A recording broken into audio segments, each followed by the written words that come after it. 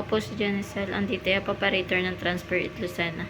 Ito po ay nagamit ng 6 na araw na may 62 total meters.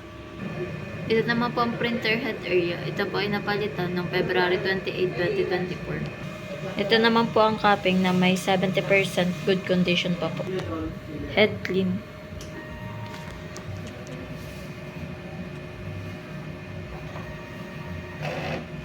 Punasan ng wiper after head clean.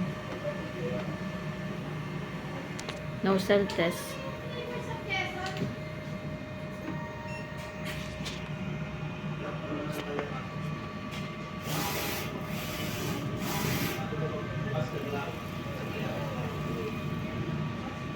Ito naman po yung ink tank. Tama lang ang level. Ang waste tank naman ay nalinis kanina. ABR at ground wire. Nandito ang stocks namin ng used, unused, at film.